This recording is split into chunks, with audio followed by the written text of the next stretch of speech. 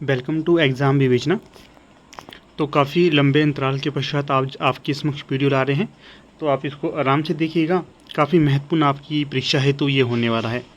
आज की इस वीडियो में हम देखेंगे जो हमारे यूजीसी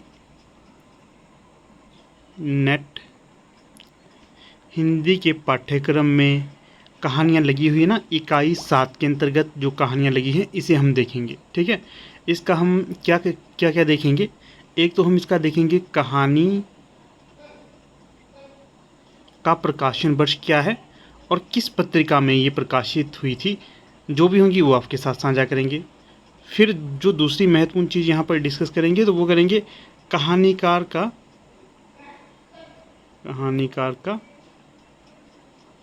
जन्म कब हुआ था, ये हम डिस्कस करेंगे। जो ये लेक्चर है ना, मैं लिख के दे सकता हूँ, परीक्षा में आपको 3 से 4 प्रश्न इस लेक्चर से सीधे सीधे देखने के लिए बनेंगे। तो आराम से इसको देखना, जो फैक्ट नहीं आते हैं आपको उन्हें अपनी कॉपी पे नोट कर देना। ठीक है, तो यहाँ पर आपको मेरे बैकग्राउंड में थोड़ी सी फ़ैन की आवाज़ सुनाई देगी, तो आप एडजस्ट करिएगा, क्योंकि बहुत गर्मी है, फ़ैन लगा के वीडियो बनानी पड़ेगी, नहीं तो वीडियो नहीं बना सकते। ठीक है, खैर चलिए आगे बढ़ लेते हैं। तो आगे बढ़ने से पहले आपको हम अपने यूट्यूब चैनल के बारे में थोड़ी सी जानकारी दे देंगे और टेलीग्राम के बारे में भी जानकारी दे देंगे, क्योंकि जो हमारा टेलीग्राम है यहाँ पर आपको हर लेक्चर का PDF सेंड कर दिया जाता है। लिंक उनका डिस्क्रिप्शन में दे दिया गया है, फिर भी थोड़ी जानकारी दे देता हूँ। तो देख सकते हैं आप हमारे YouTube के प्लेटफॉर्म में, वैसे आप देख रहे हैं वीडियो तो वहाँ पर आप पहुँच गए हैं। तो ये हमारा UGC नेट का प्लेटफॉर्म है और प्लेलिस्ट बनी हुई है, दो प्लेलिस्ट। एक देखिए इस तरह से UGC नेट हिंदी के लिए net assistant professor set PGT TGT के P/Q जो 2009 से मुझे अवेलेबल हैं, उन्हें मैं धीरे धीरे आपके साथ यहाँ पर डिस्कस कर रहा हूँ। लगभग 20 के आसपास यहाँ पर प्लेलिस्ट में लेक्चर मिलेंगे आपको। 20 बहुत ज़्यादा होते हैं, तो 20 जो लेक्चर मिले हैं इनको आप आराम से देखिएगा। आपकी जो नेट की परीक्षा है या फिर HPSC असिस्टेंट प्रोफेसर हिंदी की परीक्षा है, उसके लिए मोस्ट इम्पॉर्टेंट ये लेक्चर रहेगा। तो लेक्चर भी रहेगा, साथ में जो प्लेलिस्ट है बेहद ज़्यादा महत्वपूर्ण रहेगी। इसका लिंक भी आपको डिस्क्रिप्शन में दे दूंगा। एक और प्लेलिस्ट है, एक तो ये हो गई और दूसरी ये वाली है। इसमें आपको कितने मिलेंगे, इसमें आपको 18 वीडियोस मिलेंगे। इन दोनों का आपको मैं लिंक दे दूंगा डिस्क्रिप्शन में। बाकी आप हमारा जो यूट्यूब चैनल है इसके प्लेलिस्ट में जाकर अगर देखोगे तो वहाँ पर भी आपको डायरेक्ट मिल जाएंगे। अन्य प्लेलिस्ट भी बनी हुई है, जैसे अपने उपन्यास के लिए अलग से बनी हुई है, कहानी के लिए अलग से बनी है, नाटक के लिए अलग से बनी है, निबंध के लिए अलग से बनी है। जो मैं आपको रेकमेंड करूँगा दो, ये एक पहले वाली प्लेलिस्ट, एक ये वाली प्लेलिस्ट, इसको आप परीक्षा से पहले ज़रूर देख के जाना, आपको अवश्य लाभ यहाँ से मिलेगा। ठीक है, तो ये हो गई यूट्यूब की चर्चा। अब मैं आपको टेलीग्राम के बारे में बता देता हूँ। तो ये देखिए, ये है हमारा UGC नेट हिंदी के लिए या फिर कोई भी हिंदी साहित्य की परीक्षा हो उसके लिए एक टेलीग्राम चैनल बनाया गया है। टेलीग्राम चैनल का ये लाभ होता है कि अगर उदाहरण के लिए मान लीजिए आपके मोबाइल में कोई दिक्कत हो जाती है और आप अपना मोबाइल रीसेट कर लेते हैं, या फिर कहीं आपका मोबाइल चोरी हो गया और नया मोबाइल आपने ले लिया, और व्हाट्सएप इत्यादि में आपकी क्या होती है, सारी की सारी हिस्ट्री डिलीट हो जाती है। परंतु जो टेलीग्राम एक ऐसी चीज़ है, अगर आप मान लीजिए आपका मोबाइल चोरी हो गया, गुम हो गया, ख़राब हो गया, कुछ हो गया, आपने नया मोबाइल लिया और सिम कार्ड अपना जो पुराने नंबर वाला वो डाल दिया, तो जो भी आपका टेलीग्राम से जुड़े होंगे आप, वहाँ पर जो भी आपको बैकअप मिलता है वो वापस मिल जाता है आपको। ये सारी की सारी PDF वहाँ पर आपको वापस मिल जाएगी, परंतु व्हाट्सएप में ये चीज़ें नहीं मिलती। इसलिए मैं हमेशा जोर देता हूँ कि आप हमारे टेलीग्राम जो चैनल है इसके साथ जुड़िएगा। यहाँ पर आपको हर एक जो परीक्षा होती है उसका PDF में सेंड कर देता हूँ, हर एक इंपॉर्टेंट चीज़ यहाँ पर सेंड कर देता हूँ, तो जुड़िएगा ज़रूर। ये देखिए इस तरह से लोगो है हमारा यूट्यूब टेलीग्राम चैनल का, इसको देख के आप यहाँ पर जुड़ सकते हैं। 1000+ यहाँ पर कैंडिडेट जुड़े हुए हैं, आप भी जुड़िएगा। और अगर किस तरह से आपने सर्च करना है यहाँ पर, वैसे आपको जैसे ही आप इंटरफेस में जाएंगे आपको पता चल जाएगा किस तरह से आपको फाइलें मिलेंगी। ये होती हैं मीडिया फाइल, ये PDF फाइल होती है, ये लिंक्स होते हैं, ये म्यूज़िक होती है, ये वॉइस होती है। आपको जो महत्वपूर्ण है तो वो है फाइल्स। यहाँ पर देखो आपको सारे मिल जाएंगे। जैसे मनोविज्ञान के MCQ इंपॉर्टेंट है वो सेंड कर दिए थे। हाल ही में HPLT टेट या फिर TGT हिंदी टेट की परीक्षा हुई थी, उसका क्वेश्चन पेपर सेंड कर दिया है। इसके साथ साथ जो पब्लिक नोटिस आया था यूजीसी नेट की परीक्षा के लिए वो सेंड किया है। यूजीसी जो यूपीएचईएससी असिस्टेंट प्रोफेसर की परीक्षा हुई थी वो यहाँ पर सेंड किया है। जो भी महत्वपूर्ण चीज़ें होती है वो यहाँ पर आपको मैं सेंड कर देता हूँ।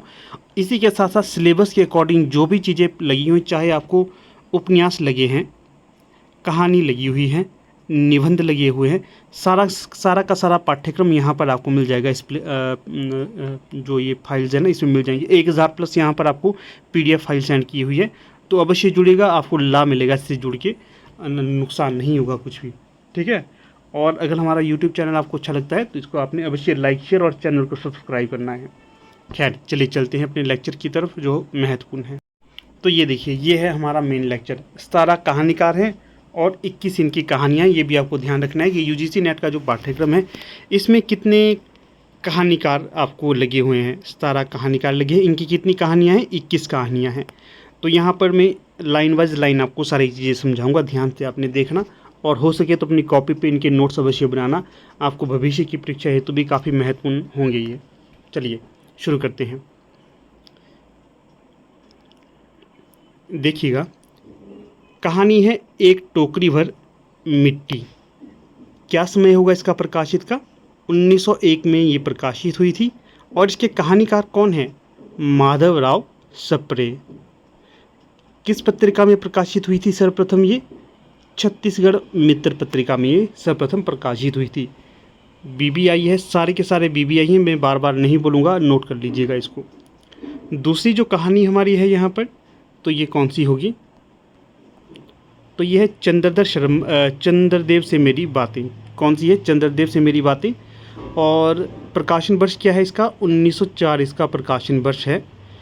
कहानीकार कौन होंगे इसके? राजेंद्र बाला घोष इसकी कहानीकार होंगी। इनका अन्य नाम है बंग महिला, ये भी ध्यान रखिएगा। और किस पत्रिका में ये प्रकाशित हुई थी? सर्वप्रथम सरस्वती पत्रिका में प्रकाशित हुई थी, ये आपको याद रखना है। अगली जो कहानी है हमारी यहाँ पर, तो वो है दुलाई वाली। दुलाई वाली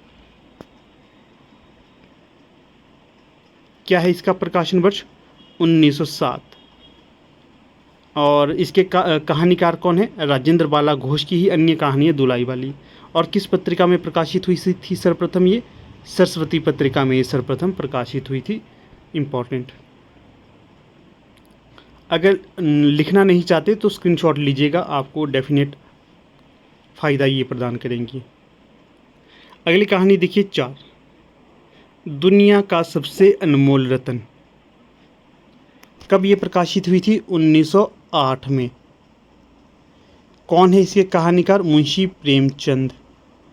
किस पत्रिका में प्रकाशित हुई थी? ज़माना पत्रिका में। फिर अगली कहानी है यहाँ कानों में कंगना। कानों में कंगना कब प्रकाशित हुई थी? 1913। कौन इसके कहानीकार हैं? राधिका रमण प्रसाद। राधिका रमण प्रसाद। और किस पत्रिका में प्रकाशित हुई थी? इंदु पत्रिका में। अगली कहानी देखिएगा फिर, छठी कहानी, उसने कहा था। उसने कहा था कब प्रकाशित हुई थी? 1915 में। कौन इसके कहानीकार है? चंद्रधर शर्मा गुलेरी इसके कहानीकार है। चंद्रधर शर्मा गुलेरी। किस पत्रिका में प्रकाशित हुई थी? सरस्वती में प्रकाशित हुई थी। याद रखिएगा, मोस्ट इम्पॉर्टेंट। अगली कहानी है यहाँ आकाशदीप। आकाशदीप कब प्रकाशित हुई थी? 1929। कौन इसके कहानीकार है? जयशंकर प्रसाद इसके कहानीकार हैं। इसके संबंध में हमें ज़्यादा जानकारी नहीं मिलती है कि किस पत्रिका में प्रकाशित हुई थी, परंतु ये आप याद रखिएगा प्रकाशन वर्ष कब का है। फिर अगला देखिए, अगली कहानी कौन सी है? 8वीं, अपना अपना भाग्य। अपना अपना भाग्य कब प्रकाशित हुई थी? 1929 में। किसकी कहानी है? जैनेन्द्र जी की कहानी है। किस पत्रिका में प्रकाशित हुई थी? विशाल भारत में। अगली कहानी देखिएगा यहाँ पर रोज। इसका अन्य नाम है गैंग्रीन। गैंग्रीन आप लिखिएगा, नहीं तो ज़्यादा समझ जाएगी। गैंग्रीन, चलिए मैं लिख लेता हूँ आपको।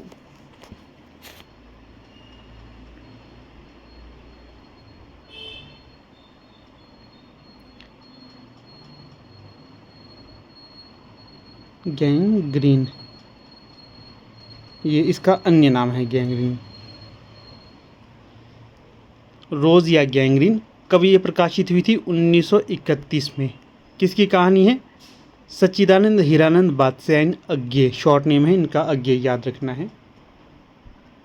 फिर देखिए अगली 10वीं कहानी कौन सी है? ईदगाह कब प्रकाशित हुई थी? 1933 में। किसकी कहानी है? मुंशी प्रेमचंद की। किस पत्रिका में प्रकाशित हुई थी? चांद में।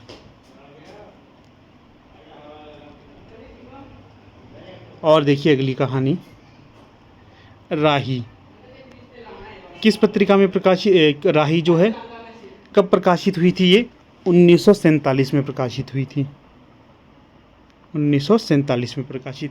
कौन इसके कहानीकार थे? सुभद्रा कुमारी चौहान इसकी कहानीकार थी। किस पत्रिका में प्रकाशित हुई थी? हंस में प्रकाशित हुई थी। आप स्वयं के नोट भी बना सकते हैं इसी तरीके से, बाकी अपना अपना पैटर्न हो सकता है, आप कोई अन्य पैटर्न भी लागू कर सकते हो। फिर देखिए 12वीं कहानी कौन सी है? सिक्का बदल गया।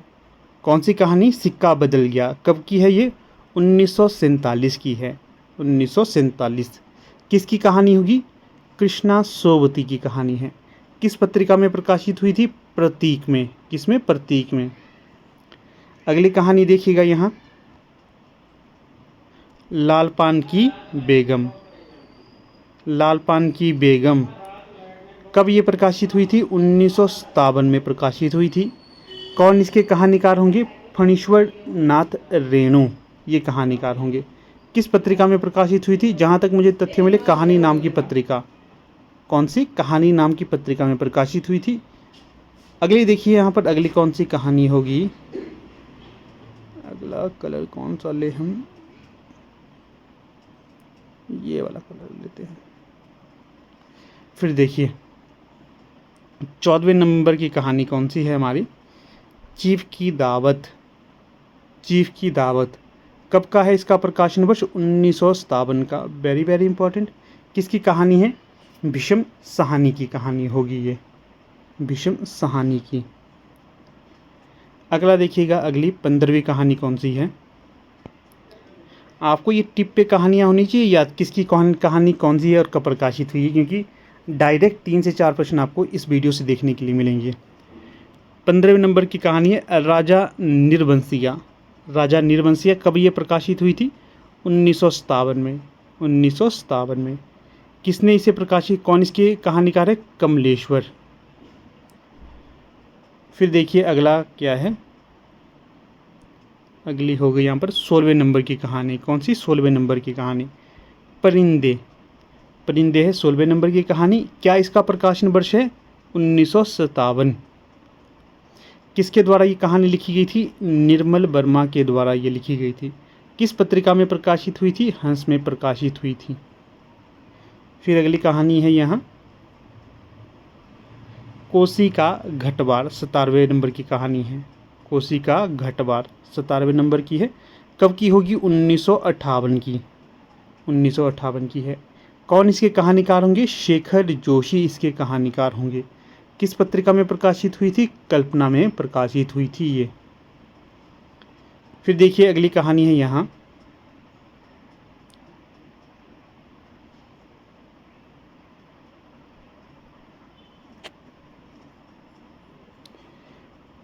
अठारहवें नंबर की कहानी है तीसरी कसम उर्फ मारे गए गुलफाम। कब प्रकाशित हुई थी? 1959।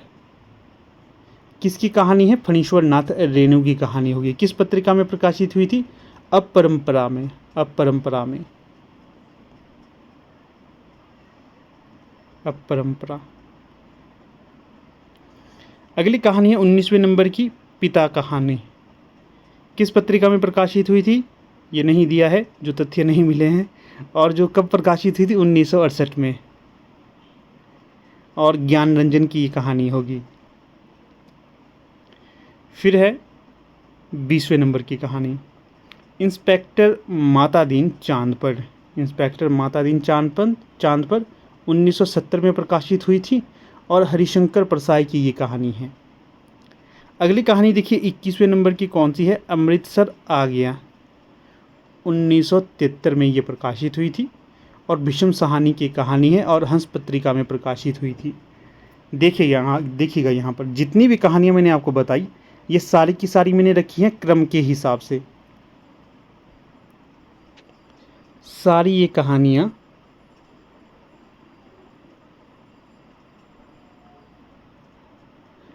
क्रम के अनुसार रखी हुई है, क्रमानुसार। तो इसी हिसाब से आप इनको लिखिएगा और याद करिएगा, आपको याद हो जाएंगी। इसी क्रम में रखनी है, ये आगे पीछे नहीं करनी है, सारी की सारी क्रम में रखनी है। बड़ी मुश्किल से आपको क्रम में रखी है। आगे देखिए, हम जो कहानीकार हैं ना, इनका कालक्रमानुसार इनको रखा हुआ है हमने। हिंदी के जो नए पाठ्यक्रम में हमें कहानीकार लगे हुए हैं, इन्हें हम कालक्रमानुसार रखे हुए हैं यहाँ पर। तो आराम से देखिएगा इनको भी आपने छेड़ना नहीं है, जिस क्रम में रखी है उसी क्रम में आप अपनी कॉपी पे, रजिस्टर पे, जो भी है जहाँ पर भी नोट्स बना रहे हैं वहाँ पर आप इनको नोट कर लेना।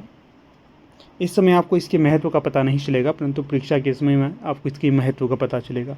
ठीक है, तो चलिए नोट कर लीजिएगा। यहाँ पर पहला हो गया लेक्चर जो कहानी का कालक्रम, और दूसरा लेक्चर ये होगा कहानी क्रम वाला, कालक्रम वाला कहानीकार के। पहले नंबर पे जो कहानीकार आएंगे, माधव राव सप्रे।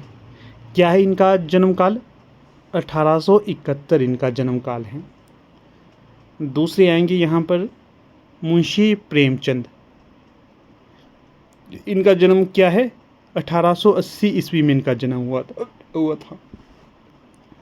तीसरे पे आते हैं आपके यहाँ राजेंद्र बाला घोष, जिन्हें बंग महिला के नाम से भी जाना जाता है। जन्म काल क्या है? 1882। फिर तीसरे होंगे यहाँ चंद्रधर शर्मा गुलेरी। 1883 में इनका जन्म हुआ था। पांचवें नंबर पे आते हैं जयशंकर प्रसाद। जयशंकर प्रसाद जन्म कब का है? 1889 का जन्म है। 1889 का जन्म है इनका। अगले होंगे यहाँ पर राधिका रमन प्रसाद। राधिका रमन प्रसाद जन्म कब का है? 1890 का जन्म है। हाँ, एक और बात मुझे याद आ गई। देखिए, अगर आपको वॉल्यूम कम लगता है तो ईयरफोन पहन के भी आप सुन सकते हो, क्योंकि बैकग्राउंड में थोड़ा सा शोर है। बाकी वॉल्यूम को फुल करके वीडियो को सुना करें, आपको सुनाई देगा प्रॉपर। क्योंकि काफ़ी सारे एस्पिरेंट बीच में शिकायत करते हैं कि वॉल्यूम नहीं आ रहा है, इसलिए मैं कह रहा हूँ। वीडियो की क्वालिटी में थोड़ी सी कमी है, तो इस तरह से यहाँ पर 3 डॉट बने होते हैं, वहाँ पर जाकर आप वीडियो की क्वालिटी को इंक्रीज़ करिएगा। फिर देखिए अगली जो कहानी है, यहाँ कहानीकार यहाँ पर है राधिका रमन प्रसाद। देख लिए 1890। सुभद्रा कुमारी चौहान 7वें नंबर की हैं ये, सुभद्रा कुमारी चौहान। समय है इनका 1904 में ये पैदा हुए थे। अगले देखिए जैनेंद्र कुमार। कब का है इनका जन्म काल? 1905 ईस्वी का जन्म काल है। इसके पश्चात अगले हैं अज्ञे, सच्चिदानंद हीरानंद बादशाह अज्ञे। कब का जन्म काल है? 1911 ईस्वी का जन्म काल है। इसके पश्चात अगले यहाँ पर हैं 10वें नंबर के,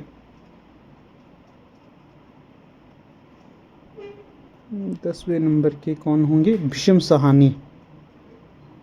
कब का जन्म है? 1915 ईस्वी का जन्म है। 11वें नंबर के कहानीकार आएंगे यहाँ, 11वें नंबर के रेणु, फणीश्वर नाथ रेणु। कब का जन्म है? 1921 का इनका जन्म है। 12वें नंबर के आएंगे हरिशंकर परसाई। कब का जन्म है? 1924 का इनका जन्म है। 13वें नंबर में कौन आएंगे? कृष्णा सोवती। कब का जन्म है? 1925 ईस्वी का जन्म है। 14वें नंबर के आएंगे निर्मल वर्मा। कब का जन्म है? 1929 का इनका जन्म है। 15वें नंबर के आएंगे कमलेश्वर। कब का जन्म है? 1932 ईस्वी का जन्म है। 16वें नंबर के आएंगे यहाँ पर, भाई तो तंग बड़ा कर रहा है, 16वें नंबर के आएंगे शेखर जोशी। जन्म इनका कब का है? 1932 का जन्म है। अंतिम हमारे कहानीकार हैं ज्ञान रंजन सिंह। कब का जन्म है? 1936 ईस्वी का। ठीक है, तो क्या किया हमने इस लेक्चर में? तो इस लेक्चर में हमने पढ़ा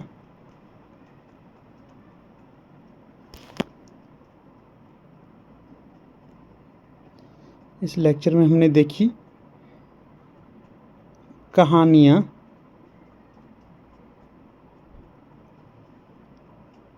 कहानीकार प्रकाशन वर्ष